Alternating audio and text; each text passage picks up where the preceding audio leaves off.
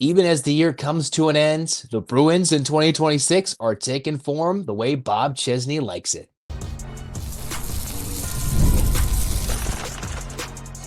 You are Locked On UCLA, your daily podcast on the UCLA Bruins. Part of the Locked On Podcast Network, your team every day.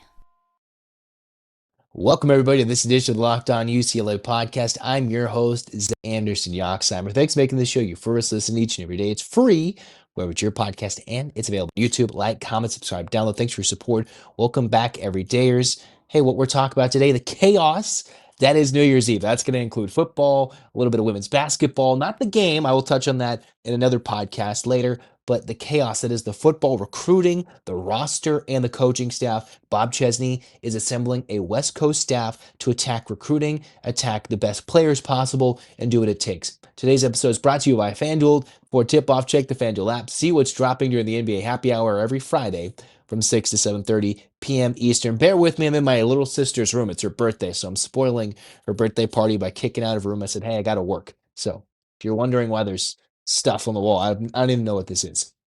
But what I do know is there's a lot of action. There is a lot of action here for UCLA at the end of 2025 because all we're looking forward to this year in the new year, it's not a resolution, but Bruins have already made this resolution by making Bob Chesney their head man, allowing him to conduct and compile the staff and hopefully get the players that will make this team something to watch in 2026, right? So let's kind of go through what's been happening specifically on this day or leading up to this day that's making the case. All right. We've seen UCLA officially hire their new offensive coordinator, defensive coordinator, but in terms of players, two players of note for UCLA specifically. One, Anthony Jones. UCLA is naming their defensive end as a player who is intending to transfer. All right. So here we go. So Anthony Jones announced his intention to transfer. Two, I think one of the biggest news of the day is Cole Martin, who, mind you, his dad was one of the DB's coach, leading the passing game, coordinating defensively. He left, took, and I don't know if he specifically took, but a lot of guys that were in that room have announced their intention to transfer when the portal opens January 2nd. Well, Cole Martin himself announced that he's staying at UCLA. Mind you, this is right on the eve of his dad preparing to go back to Arizona State, where he was before. Cole Martin's bounced around a little bit. He's dealt with some injury, was a key player for UCLA. So the Bruins getting somebody who could be a key starter in 2026. Mind you, Gabe Lynn was retained, a safeties coach. So I wonder if that had anything to do with it, even though his own dad is no longer on staff. Remember, you have Cole Martin who has grown up as a Bruin. So you sit here, okay, that's something where I've never truly seen a kid go from intending to transfer to not even theoretically putting their name into transfer, but his announcement to stay is well received. So it's great to see that Cole Martin's returning. You are losing Anthony Jones, but the Bruins are going to go attack the portal. Hopefully, Sahir West and everybody else potentially on that JMU D line that's in the portal or any other best talents, huge. So that was announced by Cole Martin himself and Anthony Jones as well. So let's continue to build what's going on in this staff, right? As announced by Matt Zenitz, 24/7, CBS Sports, New Mexico's Colin Lockett, all right? A team and a staff that beat down UCLA earlier this year. Colin Lockett is a receivers coach now for UCLA. He's bounced around the West Coast, work at UC Davis. He is a California native, and you can start to see Bob Chesney's mindset when it comes to he's handpicking the guys to come from James Madison, but attacking the West Coast recruiting specifically, attacking guys with West Coast ties. And yes, while he's been at New Mexico, making sure, hey, he's a California guy. He's got some experience. He was on a staff that just beat down UCLA. Cool. Let's bring him to be the receivers coach. All right. So huge for UCLA to get another guy like that. Another thing that I noticed, Tracy McDonald with Bruin Blitz talked about on his On3 site, where there was a meeting between Marshawn Furlow and Derek Ray with the founder of the Fortune Sports Group, right? So that's the affiliation with the Trillion Boys 7v7 program. That's a lot of mumbo jumbo out of my mouth, right? But what I'm trying to say is UCLA is putting in the effort. They are putting the actions behind their words with the staff, with what they've done to provide Bob Chesney with the resources. And if you don't even know what that means, right? Tracy McDaniels put a good article out there. But what just simply that meeting is between Josh Stupin, this little 7-on-7 group, they're tapping in to the resources and the wealth and getting those relationships even deeper than Deshaun Foster's group was. Deshaun Foster's group recruiting was just tapping the surface of bringing back what Chip Kelly didn't care about, which was recruiting. What they're doing is going above and beyond to make those resources, going to the 7-on-7 groups that maybe you and I would never watch, but that's where we're going to see a lot of talented skill positions. That's where the quarterbacks come in. That's where sometimes you get some linemen battling. That's where you deal with skill positions. And that's how you can go win some wars.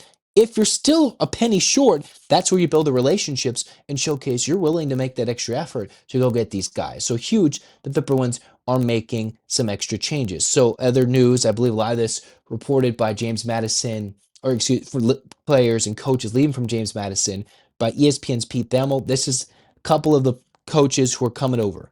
You have offensive line coach Chris Smith. Chris Smith's coming over, probably one of the most important coaches to come over, coaching one of the most important groups that UCLA needs true foundational change and development, the offensive line, for them to compete. We've seen in the first 2 years of the Big Ten, they've been victimized, attacked via the O-line because they couldn't protect their quarterback and truly couldn't run these last 2 years, whether it was quarterback scrambles by Ethan Garbers or this year, truly Nico Iamaleava's runs.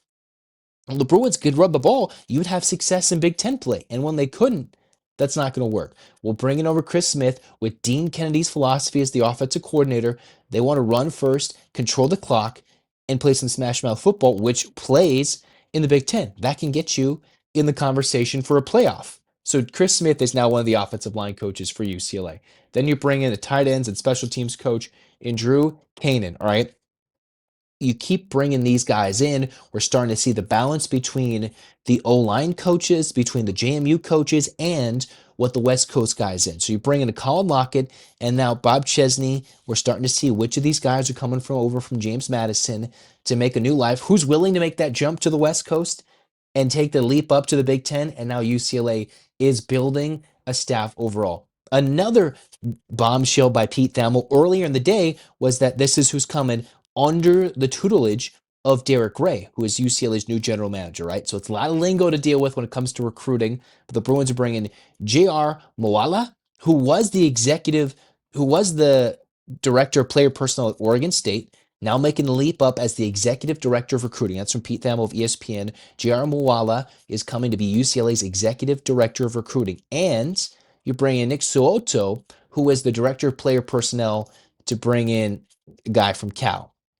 So all that together, UCLA is exclusively attacking West Coast recruiting. All right. Huge, huge stuff between UCLA continuing to keep players. And remember, Nick Suoto and Vic Suoto are two different guys. So Vic Suoto, who's coming from Cal, is now UCLA's linebacker. And why is that of importance? Well, it keeps a guy with West Coast ties who was a USC coach, a Cal coach, comes to UCLA, attack the recruiting.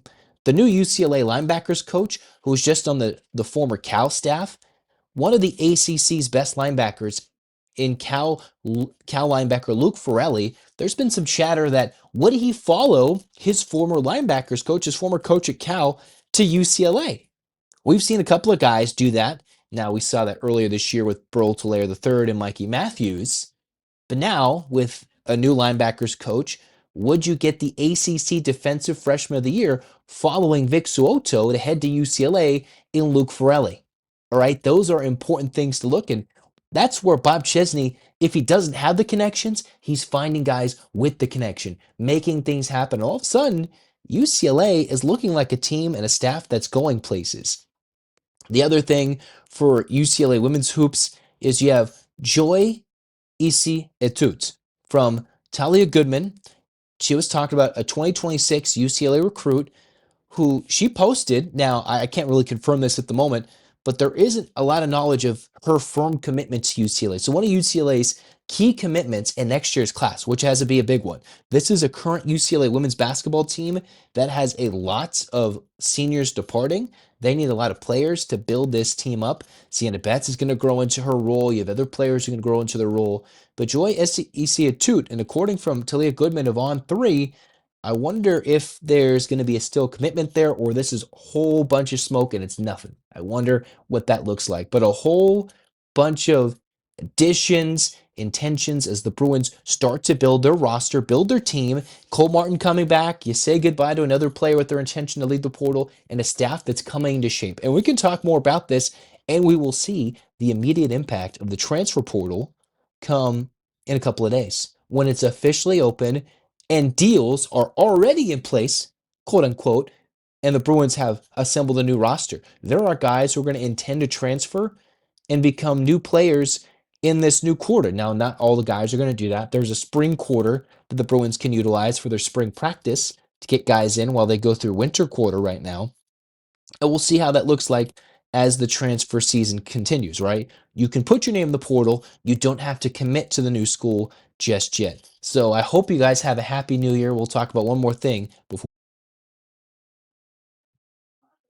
Fridays already feel different during the basketball season. FanDuel is making them even feel better because every Friday night before the games tip off, FanDuel gives fans a new way to kick off the weekend with NBA Happy Hour. NBA Happy Hour is your official pregame, a limited time window where your special offers drop right inside the FanDuel app right before the action starts. They're Fridays from 6 to 7:30 Eastern to have appointment viewing with the NBA Happy Hour.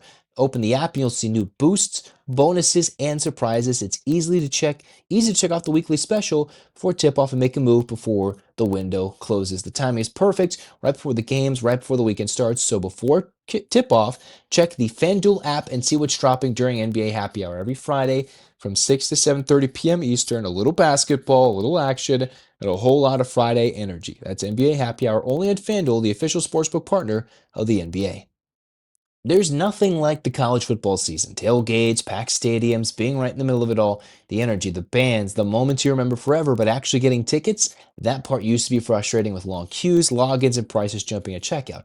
That's why Gametime gives the advantage back to fans. It's the easiest way to unlock amazing college football tickets and experiences in just a few taps. And you can choose what fits your voice. Opening the Gametime app, you're like, whoa, these are great tickets coming up. The app's super incredible to use, easy to use, and you go from browsing to buying tickets in just a few minutes. And you can see the view from your seat right before you buy. You know what you're getting. Check out the zone deals. You'll see what stands out. The section, the seats with Gametime, they'll pick them, and you'll save even more. Take the guesswork out of buying tickets with Gametime. Download the Gametime app, create an account, use the code LOCKEDONCollege for $20 off your first purchase. Terms apply. Again, that's the code LOCKEDONCOLLEGE, Locked On College, for $20 off. Download the Gametime app today. Check it out.